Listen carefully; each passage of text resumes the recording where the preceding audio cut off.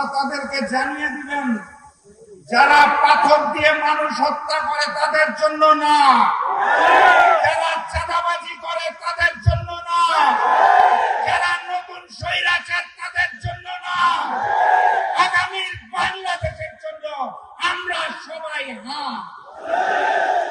অতএব গণভোটে হাকে জয়যুক্ত করতে হবে। সম্মানিত সাথী এবং বন্ধুগণ, আমি অত্যন্ত সৌভাগ্যবান। একটি আসনে নির্বাচন করার কথা ছিল, ঐক্যের বৃহত্তর স্বার্থে নির্বাচন করছি না, এখন 300 আসনে প্রচারণা করতে পারবো আলহামদুলিল্লাহ।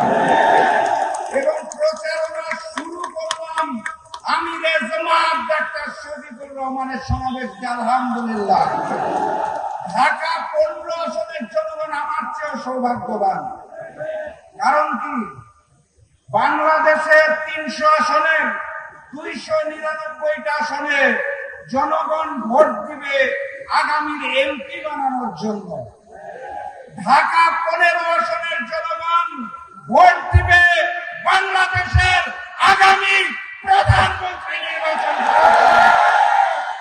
আপনারা এমপি নির্বাচন করবেন না, আপনারা প্রধানমন্ত্রী নির্বাচন করবেন।